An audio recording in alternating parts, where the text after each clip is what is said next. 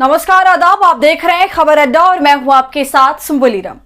दोस्तों, क्या जो कुछ भी मीडिया में कश्मीर आतंकी हमले को लेकर दिखाया जा रहा है वो सच है?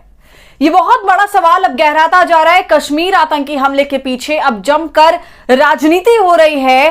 साथ ही दोस्तों, सवाल तो ये भी उठ रहा है कि आखिर ऐसा क्यों होता है कि देश में चाहे जो कुछ भी हो जाए, हमारे देश के नेता जो बड़े ओहदों पर बैठे हैं वो कभी उसकी जिम्मेदारी नहीं लेते हैं, कभी अपनी कमियों को स्वीकार नहीं करते। क्यों इस सरकार के अंदर अकाउंटेबिलिटी नाम की कोई चीज नहीं है? और इस सब के बीच अब सुब्रमण्यम स्वामी सामने आ गए हैं और उन्होंने काफी तीखी टिप्पणी ट्विटर पर कर डाली है। अमित शाह और मोदी के इस्तीफे की बात उन्होंने उठा दी है और कह दिया है कि चमचे को रिजाइन करवा के क्या मिलेगा, असल में तो मोदी को रिजाइन करना चाहिए। यहां पर चमचे से तात्पर्य उनका अमित शाह से है।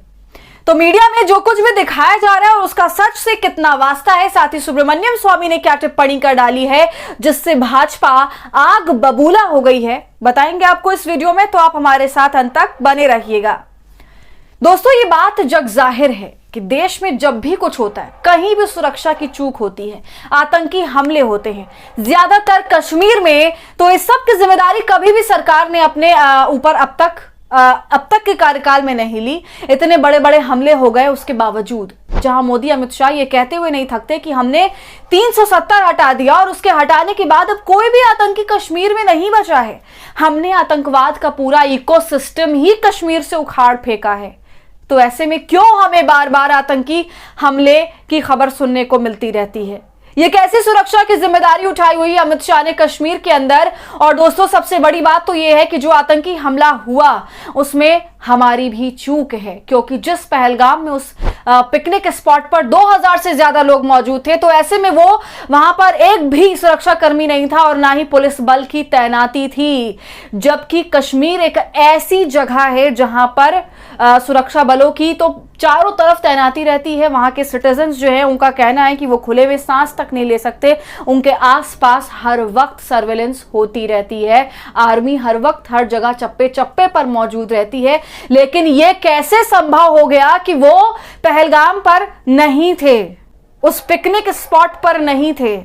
और दोस्तों, हैरानी की बात तो यह भी है कि आतंकवादियों ने तो पूरा का पूरा प्लान बनाया होगा। आम लोगों के भेष में वो पिकनिक स्पॉट पर पहुंचे और पहुंचकर ढेरों हत्याएं कर दी और वहां से भाग निकलने में भी सफल रहे। ऐसी जगह जहां पर आप पैदल या घोड़े पर बैठकर ही आना जाना कर सकते हैं। तो इतनी बड़ी सुरक्षा की चूक हुई है। आतंकवादियों ने तो हमला किया, लेकिन ऐसे हमलों को रोकने के लिए वहां पर कोई भी मौजूद नहीं था। क्यों हमारी सरकार इतनी ओवर कॉन्फिडेंट हो गई? टूरिस्ट एरिया को ऐसे खुला कैसे छोड़ दिया गया? और दूसरी सबसे बड़ी बात तो यह भी है कि कश्मीर में सुरक्षा बलों की कमी है, उनका अकाल भी पड़ा हुआ है। कब से उसमें भर्ती नहीं हुई है? और ऐसा कहना खुद उस शख्स का है जो आर्मी बैकग्राउंड का है, जनरल है, और जिसे मोदी शाह अपने सर पर बिठा कर रखते हैं।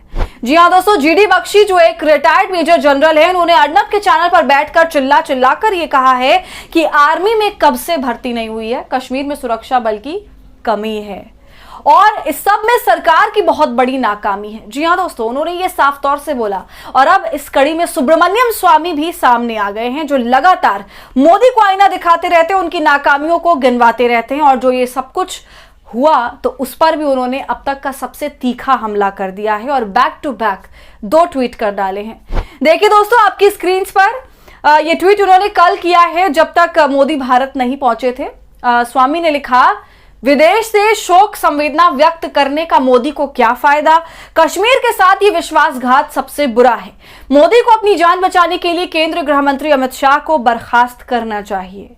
तो स्वामी कह रहे हैं कि मोदी को अपनी जान बचाने के लिए अमित शाह को बर्खास्त कर देना चाहिए, मगर असल बात तो यह है कि ऐसे तमाम बर्खास्त करने की बातों से सरकार को खासा फर्क नहीं पड़ता, क्योंकि वो कभी भी किसी भी हमले की जिम्मेदारी तो लेता नहीं है और ना ही अपनी नाकामी को कभी स्वीकार करता है। जबकि देश के लोग और टूरिस्ट लगातार आतंकवादियों द्वारा टारगेट किए जा रहे हैं और हर बार इनका सिक्योरिटी सिस्टम फेल हो जाता है। ऐसे ही मामलों में इनका सिक्योरिटी सिस्टम फेल होता है, लेकिन आम लोगों के लिए, कश्मीरी लोकल्स के लिए ये सेना चारों तरफ मौजूद होती है, चप्पे चप्पे पर रहती है, लेकिन टूरिस्ट के लिए नहीं, ऐसे मौकों पर ये सेना कहां गायब हो जाती है। और दोस्तों दूसरी बड़ी बात तो ये भी है कि ये सब कुछ एक प्लान के तहत हुआ है और कश्मीर जो सबसे ज्यादा सर्वेलेंस वाला एरिया है, वहां पर इतने वक्फे में किसी को पता भी नहीं चला, भनक भी नहीं लगी कि ऐसे किसी हमले की प्लानिंग हो रही है। इस सवाल का जवाब आखिर कौन देगा? तो दोस्तों ऐसे में जवाबदेही तो बनती है, अपनी नाकामी को स्वीकार करना तो बनता है, क्योंकि सिर्फ स्टेटमेंट देने से कुछ होने वाला नहीं है। इस ट्वीट के बाद स्वामी ने एक और बात कही, देखिए, एक चमचे को इस्तीफे के लिए क्यों निशाना बनाया जा रहा है? मोदी तो अमित शाह की जगह किसी दूसरे चमचे को ले आएंगे। जिस व्यक्ति को इस्तीफा देना चाहिए वो मोदी है, जो कश्मीर से ज्यादा विदेश में रहते हैं, ज्यादातर कट्टरपंथी मुस्लिम राष्ट्र में घूमते रहते हैं, उन्हें बर्खास्त करो। तो सुब्रमण्यम स्वामी अमित शाह को खुले तौर पर चमचा बता रहे हैं और मोदी को बर्खास्त करने की बात कर रहे हैं।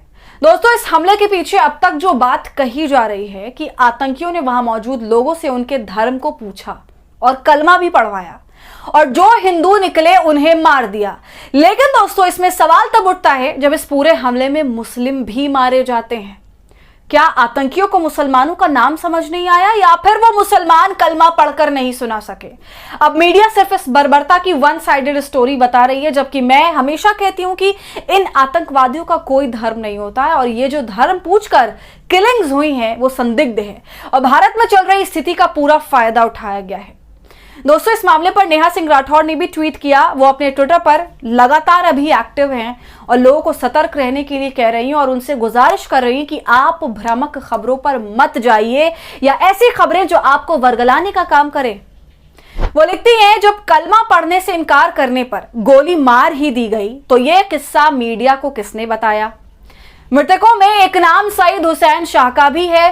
क्या सईद ने भी कलमा पढ़ने से इनकार किया था? अपना दिमाग लगाइए, वो मत सोचिए जो भाजपा चाहती है। दोस्तों नेहा जो सवाल उठा रही है वो वाकई सोचने पर मजबूर करता है। तो आपका इस पर क्या कहना है हमें कमेंट कर जरूर बताइए। वीडियो पसंद आई हो तो इसे लाइक और शेयर करें और खबर अड्डा को यूट्यूब पर सब्सक्राइब कर लें।